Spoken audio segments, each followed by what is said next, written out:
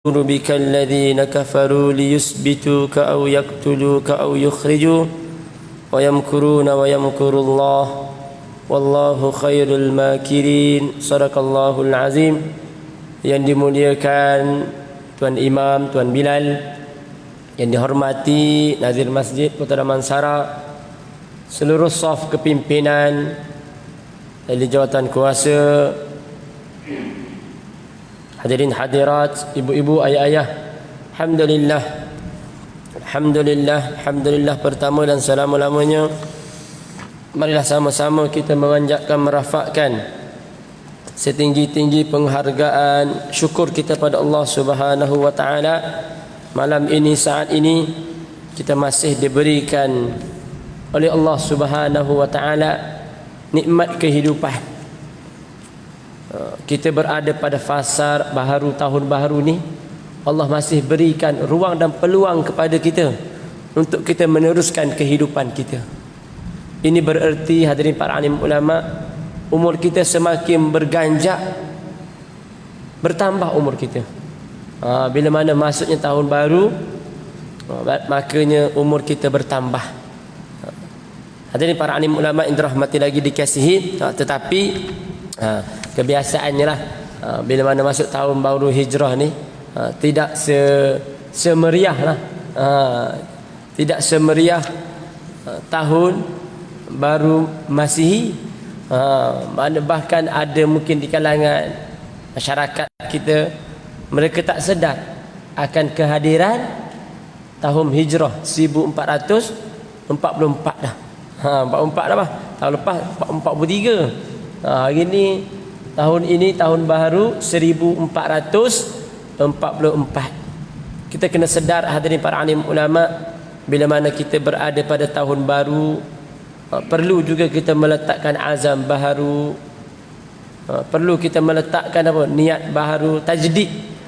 Perlu kita mentajdidkan azam kita, sebab sifat orang yang beriman kepada Allah Ta'ala ni, tahun ini lebih baik daripada tahun lepas. Makna tahun 1444 ini lebih baik daripada tahun 1443. Itu yang kita harapkan. Bahkan tahun hadapan juga, esok juga kita mengharapkan daripada tahun ini, hari ini. Itu barulah sifat orang yang selalu mengupgradekan diri dia. Mana kita upgrade diri kita supaya kita lebih menjadi insan yang baik, insan yang beriman kepada Allah Subhanahu wa taala. Itu yang kita harapkan. Makanya hadirin para alim ulama yang dirahmati lagi dikasihi, kebiasaannya bila mana masuk awal Muharram ini, mengingatkan kepada kita kisah lah, kisah bagaimana apa hijratun Nabi sallallahu alaihi wasallam. Sebab kita kena maklumkan, kena ceritakan kepada masyarakat kita, dalam kalender Islam ini banyak peristiwa-peristiwa besar berlaku bila mana masuknya tahun baru. Lebih-lebih lagi hari ini, hadirin para alim ulama, saya kena percaya ramai di kalangan kita, jemaah Masjid Kota Damansara ni, mereka mengambil ruang dan peluang hari ini untuk berpuasa. Maknanya kita kena kurang-kurang kita berazam pada Allah Ta'ala. Tahun ini kita nak tambahkan, giatkan amalan kita. Contoh, puasa. Kalau dulu jarang kita berpuasa sunat, tahun ni kita kena niat kepada Allah Ta'ala. Nak apa? Nak upgradekan sikit amalan kita, nak tambahkan, nak banyakkan puasa sunat. Ataupun kita berazam kepada Allah Ta'ala, kita nak apa? Nak jadikan masjid kita ni sebagai tempat untuk kita melaksanakan solat sukma. Paling-paling tidak pun maghrib isyak. Maknanya ada. Jangan hanya kita datang seminggu sekali je. Bila datang Jumaat sahaja. Sebab apa? Sebab sibuk sangat kita. Rugi hadirin para alim ulama. Perlu kita meletakkan niat, perlu kita meletakkan azam. Tahun baru ni kita nak apa? Kita nak jadi orang baik. Kita nak jadi apa? Orang yang hatinya berpaut, hatinya sangat melekat dengan rumah Allah Subhanahu wa taala. Paling-paling tidak macam itulah. Jangan terlalu banyak kita meletakkan target ni. Jangan terlalu banyak kita meletakkan azam. Macam-macam kita nak buat. Tapi bila kita tengok kembali, muhasabah kembali, apa pun tak buat, rugi. Maknanya kita ambillah, tanamkanlah azam, satu ataupun dua azam, supaya tahun ini kita dapat laksanakan. Sebabnya hadirin para alim ulama yang dirahmati lagi dikasihi, setiap niat yang kita bulatkan, yang kita tekadkan dalam diri kita, sudah pasti Allah akan berikan pahala kepada kita. Untung hadirin para alim ulama, senang kita nampak pahala ni.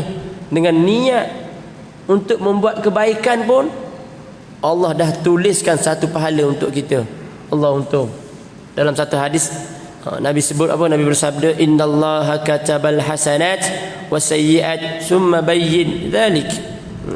Sesungguhnya Allah telah menetapkan nilai kebaikan dan kejahatan, kemudian dia menjelaskannya.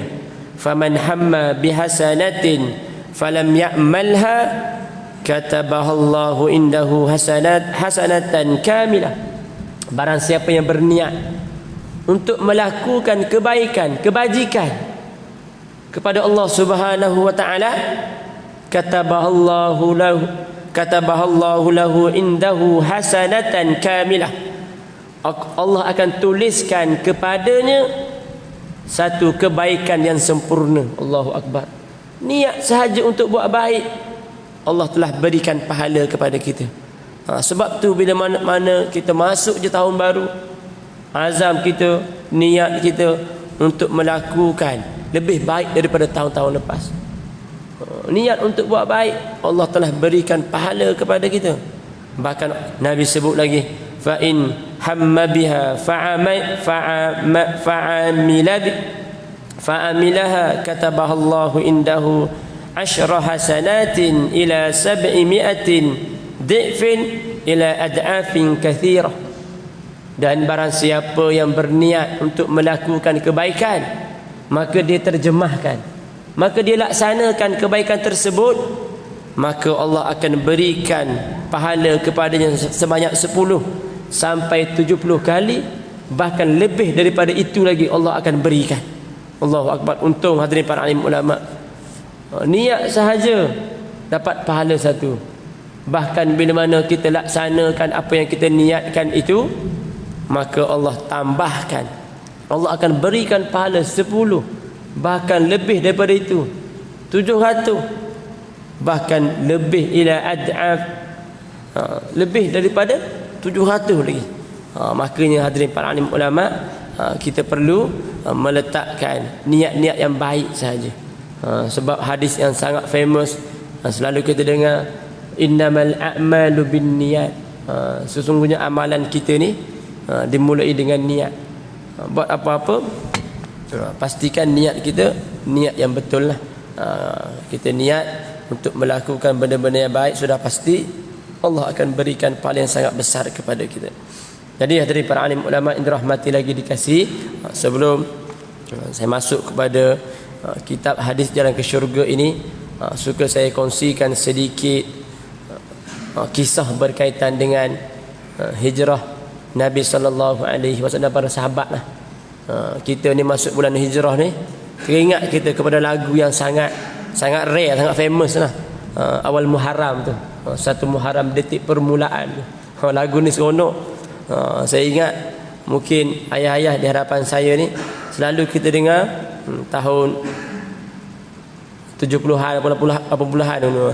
1 Muharram detik permulaan, 1 Muharram detik permulaan, perkiraan tahun Islam hijrah, perpindahan Nabi dan umat Islam dari kota Mekah ke kota Madinah, atas keyakinan dan iman yang teguh. Kaum muhajirin dan ansar bersatu, rela berkorban harta dan nyawa demi menegakkan Islam tercinta. Allahu akbar. Lagu ni kalau kita hayati, seronok dengan lagu ni. Kita hari ni kita nak berhijrah, dia bukan hanya memerlukan apa, sehinggakan kita nyawa kita ditaruhkan. Hari ni mungkin kita nak berhijrah, nak buat kebaikan, Guna modal apa? Guna motosikal, guna kereta, minyak lah. Kita nak beralih daripada kita ni berada dalam keadaan zulumat ila nur. Dia tak perlukan kepada sehingga kan kita mengorbankan segala harta benda kita, segala nyawa kita. Sebab sahabat-sahabat Nabi ni nak bersama dengan Nabi, nak bersama dengan Islam, Allahu Akbar, mereka diancam nyawanya, mereka dirampas hartanya. Kita ini sangat beruntung, kita mudah kita menerima Islam. Kita menerima Islam daripada mak ayah kita. Tapi berbeza dengan sahabat-sahabat Nabi. Allahu Akbar. Jadi apa yang saya nak kongsikan juga hari ini, saya nak sama-sama kita kenali watak-watak utama, watak-watak utama dalam hijrah Nabi sallallahu alaihi wasallam. Tak nak cerita bagaimana hijrah tu daripada awal dan akhir. Sama-sama kita kenali siapa menjadi watak utama, antara watak-watak utama dalam kisah hijrah Nabi sallallahu alaihi wasallam. Saya tertarik dengan Ustaz Azhar Yaqub. Dia pernah berkuliah kita di sini. Dia pernah sebutkan dalam satu kuliah dia, kalau kita lihat dalam kisah hijrah Nabi ni, Nabi tidak meninggalkan 5 golongan ini. Dia letak, dia tunjuk jari macam ni. Jari ibu, jari apa? Jari telunjuk, jari tengah, jari manis, jari kelingking. Dalam satu-satu organisasi nak buat program ke, nak buat apa, karnival ke, tak boleh kita meninggalkan 5 perkara ini. Watak 5 ni. Yang pertama, cuba kita perhatikan watak anak muda. Jadi kelingking ni, dia menunjukkan kepada watak orang muda. Dalam perjuangan hijrah Nabi, Nabi tidak meninggalkan anak muda. Siapa anak muda? Sayyidina Ali. Sayyidina Ali, Nabi menggunakan khidmat Sayyidina Ali. Waktu mana Nabi nak berhijrah, Nabi minta Sayyidina Ali gantikan berada di tempat tidur. Kita boleh rujuk dalam kitab apa? Ar-Rahiqul Makhtum, karangan Syekh Syafiuddin Al-Mubarak Furi, sebutkan bagaimana Sayyidina Ali ni ditugaskan oleh Nabi untuk gantikan tempat tidur beliau. Kalau kita hadirin para alim ulama, agak-agak orang nak pergi serang rumah kita, tiba-tiba orang bagikan amanat pada kita, kamu jaga rumah aku. Takut kita, kecut kita. Tapi bagaimana kita lihat keberanian, ketaatan Sayyidina Ali kepada Nabi SAW, sehingga beliau sanggup menggantikan tempat pembaringan Nabi SAW. Sebabnya apa? Sebabnya geng-geng musyrikin Mekah ni nak buat kepungan, nak buat apa? Nak buat satu perancangan yang sangat besar, iaitu wa idh yamkuru bikal ladzina kafaru liyusbituka aw yaqtulu. Dia membuat perancangan, musyrikin Mekah ni membuat perancangan jahat untuk membunuh Nabi sallallahu alaihi wasallam. Hebat. Sampai nak bunuh tu. Memulau Nabi dah, apa lagi? Menyakiti Nabi dah. Sampai satu tahap nak bunuh Nabi. Tapi Nabi dimaklumkan. Berita tersebut sampai kepada Nabi melalui Jibril. Jibril datang bertemu dengan Nabi, ceritakan bagaimana puak musyrikin Mekah nak bunuh kamu malam ni, maka kamu kena keluar. Nabi keluar dalam keadaan selamat. Keluar Nabi. Cumanya Nabi menggunakan khidmat orang muda, Sayyidina Ali. Begitu juga ada pendapat mengatakan apa? Sayyidina Ali juga ditugaskan untuk apa? Untuk memulangkan kembali harta simpanan rumah Nabi ni. Sebab rumah Nabi ni seorang manusia yang al-amin apa? Seorang manusia yang sangat amanah. Bahkan ada para asatizah kita kata apa, rumah Nabi ni seperti bank apa, tempat simpanan harta. Sayyidina Ali ni ditugaskan untuk apa? Memulangkan kembali harta musyrikin Mekah simpan kat rumah Nabi. Yang peliknya, kalau kita perhatikan, walaupun musyrik Mekah ni tidak beriman kepada Nabi, tapi dia percaya akan amanah jujurnya Nabi SAW. Sebab tu antara sifat yang wajib kita perlu ketahui, yang wajib ada pada Nabi apa?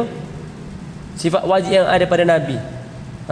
Kalau siapa-siapa mengaku ada jadi Nabi, tengok 4 syarat ni. Antaranya apa? Siddiq, amanah, tabligh, fatanah. Kalau tak ada sifat ni, makanya apa? Mengarut lah tu.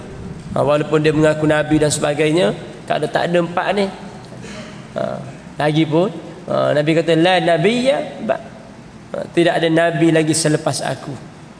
Jangan kita terpedaya, jangan kita apa?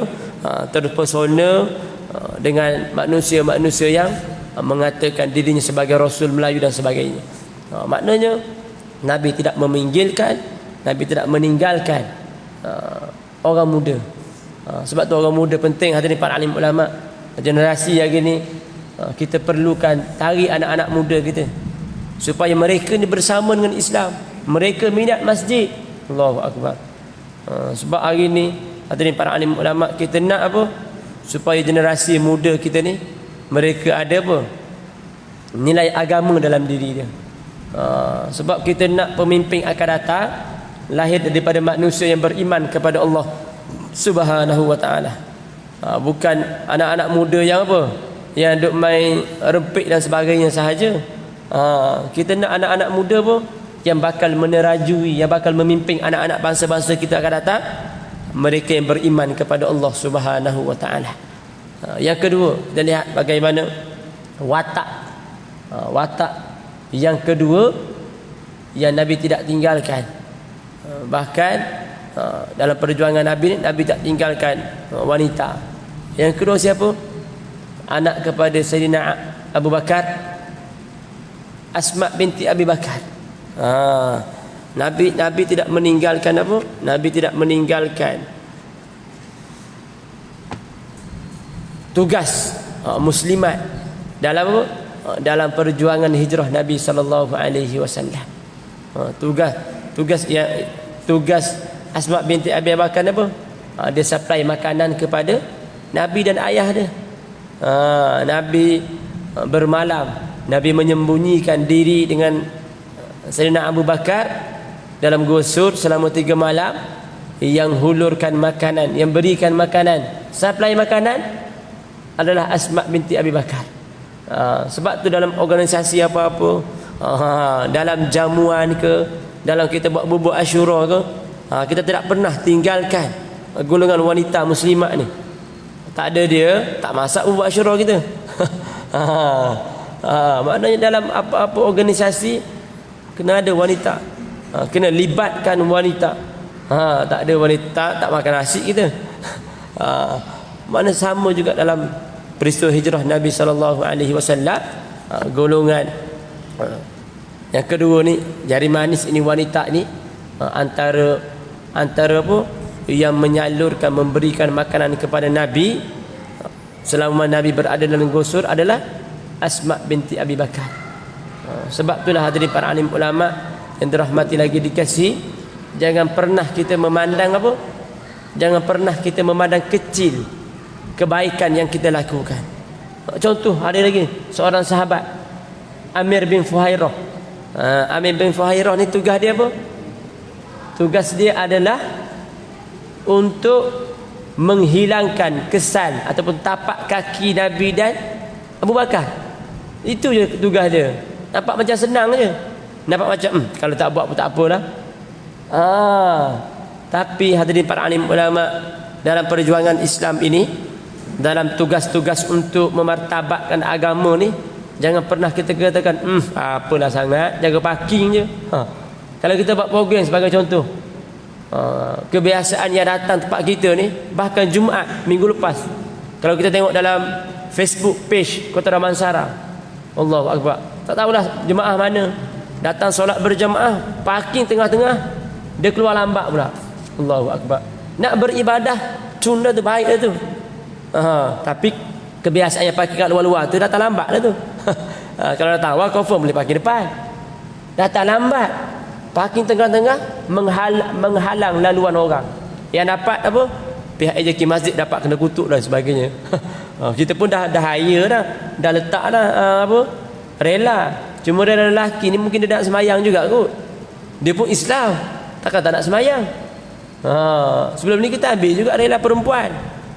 Mungkinlah minggu lepas kita gunakan khidmat rela wanita, rela lelaki. Tanya semayang tu dia semayang. Tapi selepas semayang tu orang yang parking kat tengah tu mungkin dia buat bodoh je, dia wirid lama, doa lama. Lepas doa mungkin dia baca Quran. Lepas tu dia menghalang laluan orang. Ada orang snap gambar masuk dalam grup Facebook Kota Damansara, dalam tu Allahu Akbar, kita tengok orang maki saja dia lah. Dalam masa sama tempias juga kena kepada AJK Masjid Kota Damansara. Tapi pengurus kita dah minta maaf di atas silap salah kita lah. Jadi kita nak buat ibadah pada Allah Ta'ala comel lah. Tapi jangan dalam masa yang sama kita menyusahkan orang lain. Makna ini adalah untuk kesedaran kita bersama lah. Tak ada masalah kalau time sembahyang Jumaat nak parking tengah-tengah apa, tak ada masalah. Cumanya kita kena prihatin bila mana bagi salam terus keluar lah. Nak wirid-wirid dalam kereta pun tak apa. Daripada kita dapat makian, dapat apa, sumpah seranah daripada orang ramai. Maknanya hadirin para alim ulama yang dirahmati lagi dikasih, jangan kita pernah katakan walaupun amalan itu kecil kita tinggalkan. Tengok sahabat Nabi ni Amir bin Fuhairah, kerja dia apa? Bawa kambing, bawa diri dia, hilangkan kesan jalan Nabi tu. Itu je kerja dia. Bahkan kita ni kena jadi apa? Seperti apa? Seekor burung pipit apa? Walaupun usahanya tak berjaya pun. Kita lihat bagaimana dalam Islam ni. Mana kecil amalan tersebut perlu kita laksanakan. Walaupun kita rasa tak berjaya pun kalau buat. Berjaya tak berjaya ni bukan daripada apa? Pandangan kita. Tapi kita mengharapkan apa yang kita laksanakan itu Allah berikan pahala kepada kita. Burung pipit apa? Ambil air nak apa? Nak padamkan kebakaran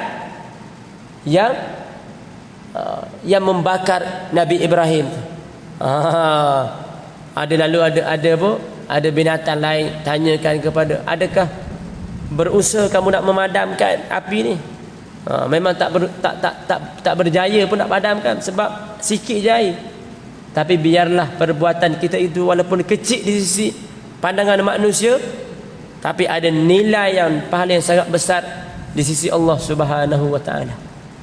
Itu yang kedua. Yang ketiga jari tengah ni. Budak-budak sebut jari tengah.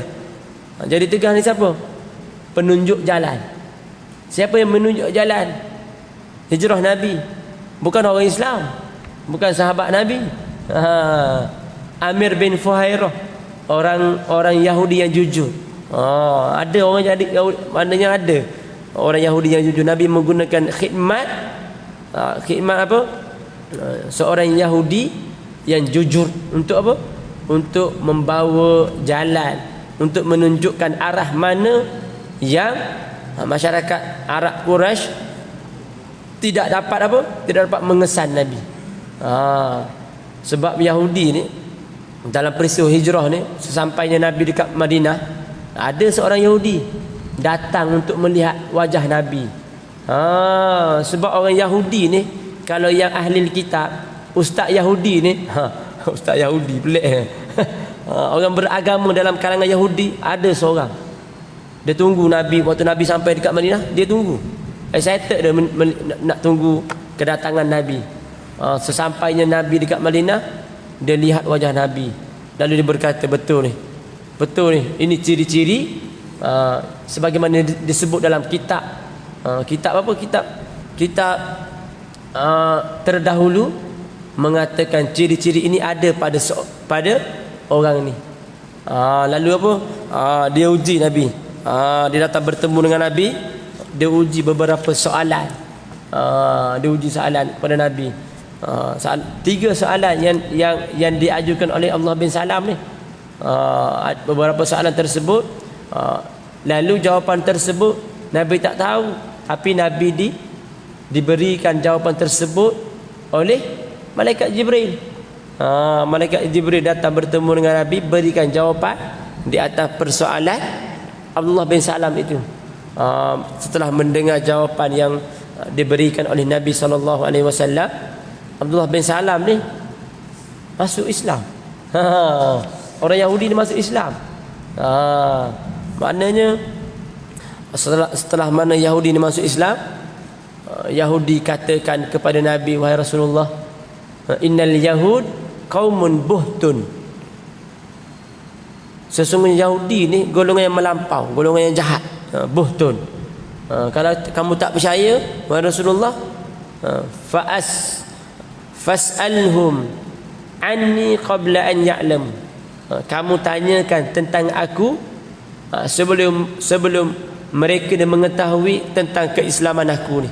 Tanya orang Yahudi ni, cuba kamu tanya. Tiba-tiba Yahudi tu ada datang dekat rumah Nabi, lalu Nabi tanyakan kepada seorang Yahudi, wahai Yahudi, kamu kenal siapa Abdullah bin Salam ni? Lalu Yahudi ni katakan kepada Nabi, qalu akhun karim wa ibnu akhun karim. Qalu khairun akhun karim wa ibnu akhun karim.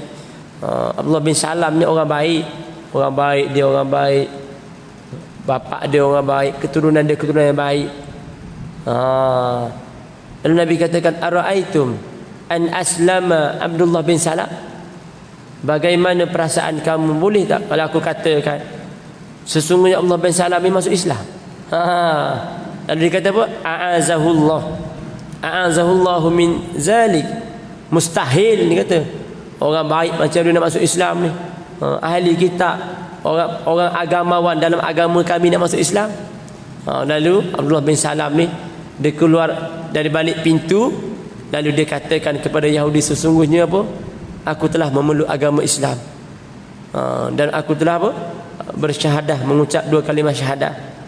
Lalu orang Yahudi ni terus 360 jawapan dia berbeza daripada tadi. Tadi dikatakan Abdullah bin Salam ni qalu akhun karim wa ibnu akhun karim. Sekarang jawapannya dia kata apa? Huwa syarruna ibnu syarruna. Allahu akbar. Dia ni orang jahat ni. Wahai Muhammad, dia ni orang jahat. Bukan dia je jahat, family dia keturunan jahat. Maknanya hadirin para alim ulama yang dirahmati lagi dikasih, ada Yahudi yang baik, Allah bin Salam, tapi ramailah yang jahat ni. Sebab dalam Quran pun sebut, walan tarda ankal yahud walan nasara hatta tattabi'a millatahu. Makanya hadirin para alim ulama yang dirahmati lagi dikasih, golongan ketiga ni Nabi tak tinggalkan juga. Walaupun Yahudi, tapi jujur tunjukkan jalan yang tidak diketahui oleh orang musyrikin Mekah. Yang keempat, ketua lah. Dalam mana-mana organisasi pasti ada ketua.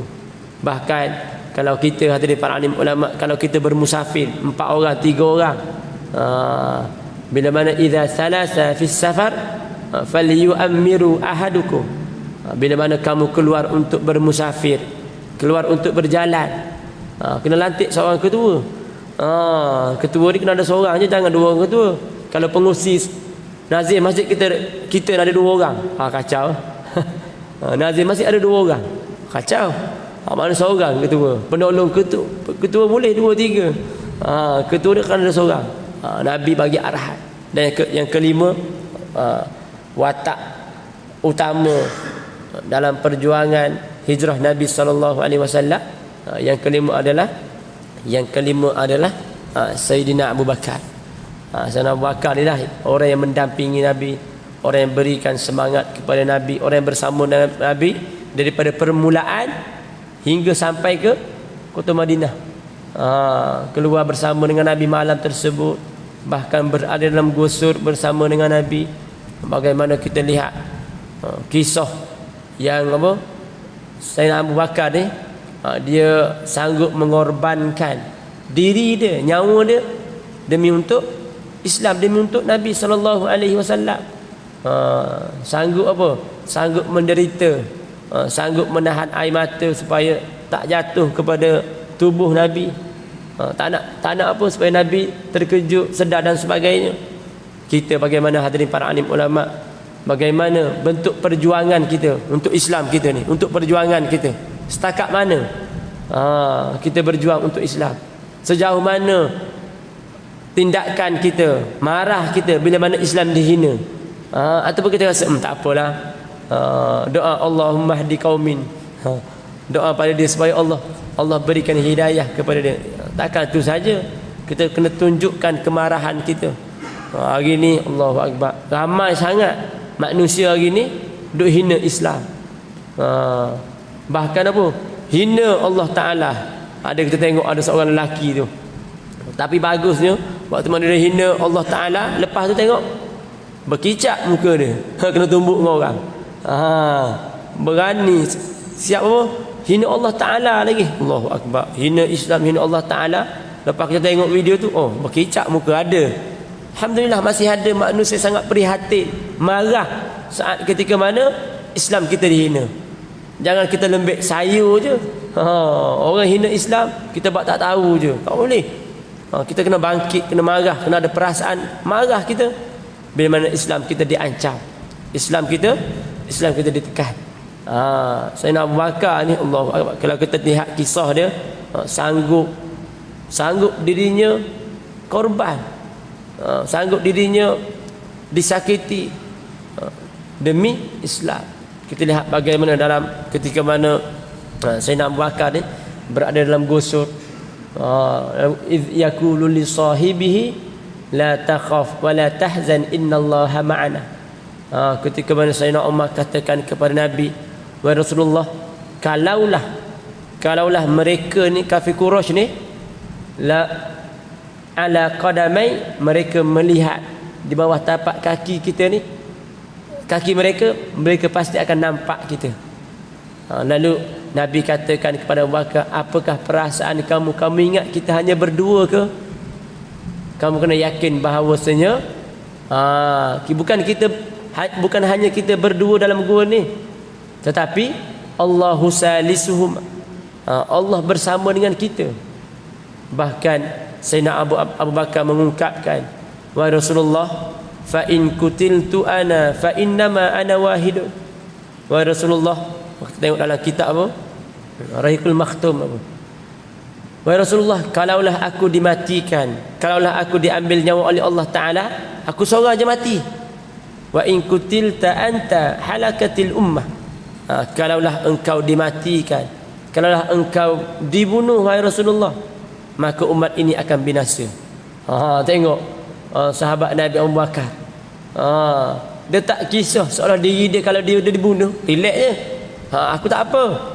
Tapi kalau engkau dibunuh wahai Rasulullah, kalau engkau dimatikan wahai Rasulullah, maka umat ini akan binasa. Mana sanggup beliau korbankan hartanya, korbankan nyawanya demi melihat Islam berkembang, Islam berjaya.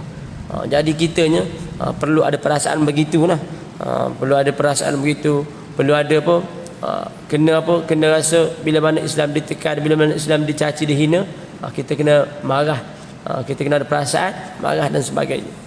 Jadi hadirin para alim ulama yang dirahmati lagi dikasih, makanya peristiwa hijrah ni dia banyaklah pengajaran kepada kita. Kita hidup dalam keadaan perlu pada pengorbanan, perjuangan, persaudaraan kena ada dalam diri kita. Hidupnya jangan pentingkan diri sendiri. Kita ada jiran-jiran kita, kawan-kawan kita datang masjid, datang surau tak semayang, kita kena prihatin, kena sayangkan dia. Apa? Takut apa? Takut dia dihumban dalam neraka. Orang tak semayang ni, orang tak semayang, Allah sebut apa?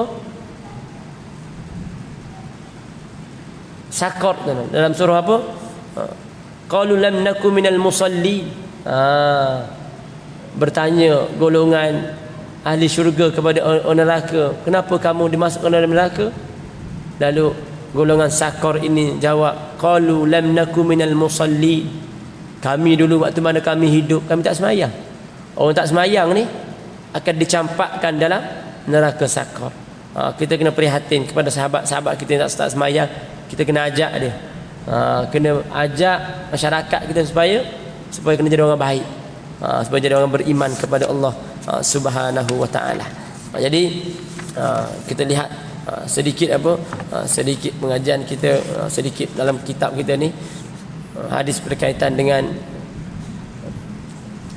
40 hadis jalan ke syurga kita ni. Hadis berkaitan dengan banyak amalan-amalan, perbuatan-perbuatan kita ni menyebabkan seseorang itu mudah untuk dimasukkan ke dalam neraka, ke dalam syurga. Banyak amalan kita walaupun kecil pada pandangan mata manusia, tetapi besar ganjaran pahala di sisi Allah Subhanahu wa taala.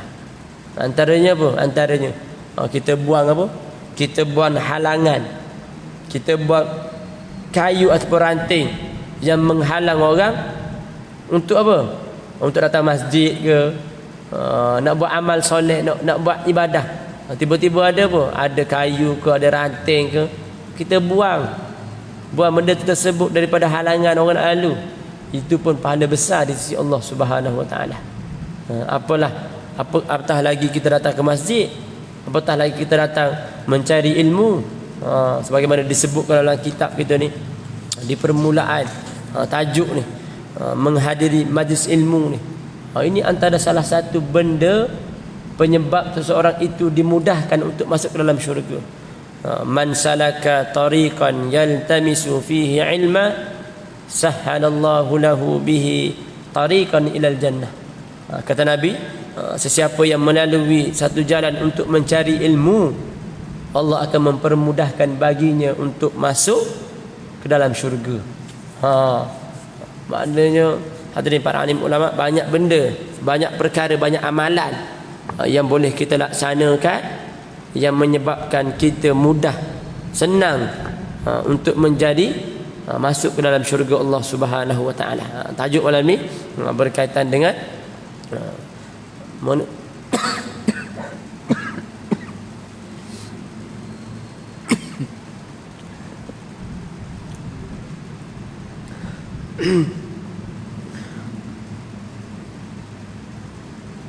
tajuk berkaitan dengan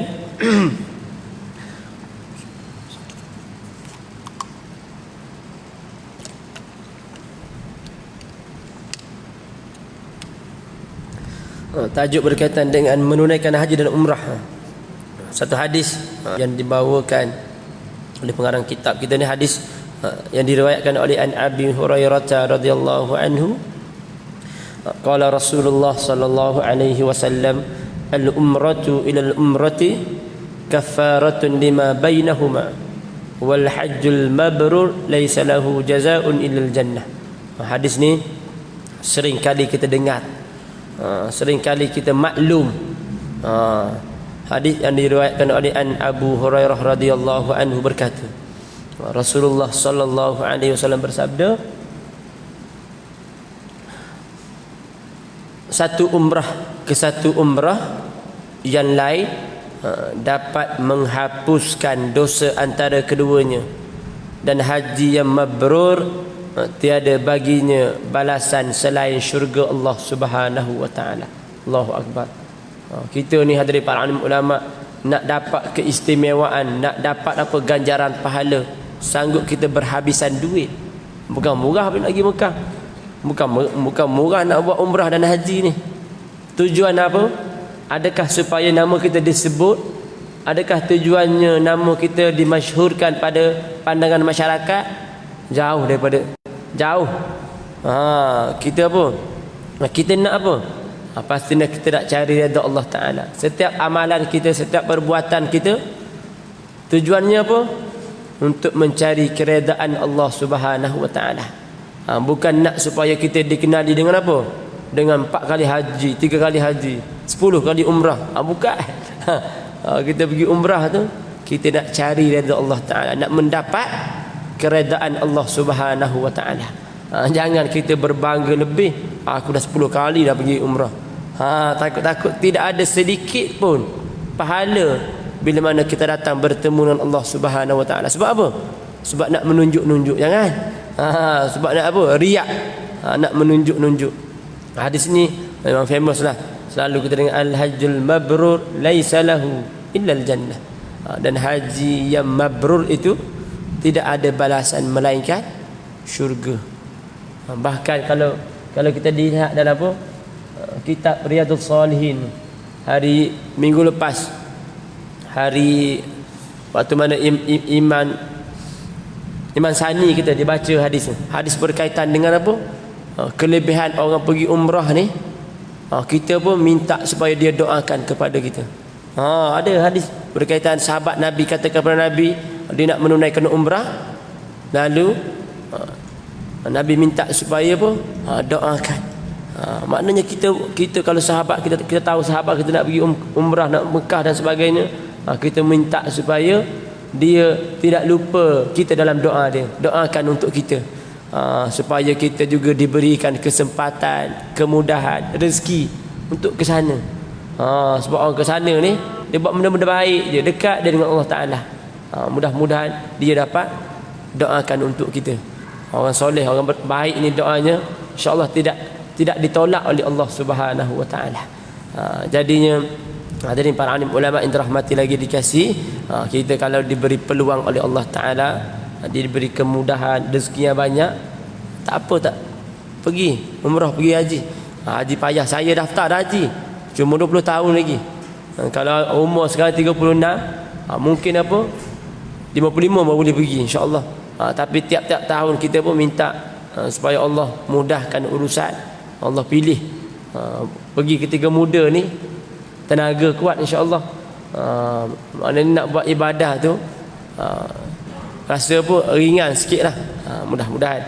Jadi sekadar itu saja daripada saya. Mudah-mudahan apa yang saya kongsikan ini Allah berikan kebaikan untuk kita semua, bahkan untuk saya lah. Jadi sekadar itu sahaja. Wabillahi taufik wal hidayah. Assalamualaikum warahmatullahi wabarakatuh. Subhanakallahumma asyhadu an la ilaha illa anta nastaghfiruka wa natubu ilaik. Wal 'asri wal insana lafi khusr. Innal ladzina amanu wa 'amilus solihati wa tawassaw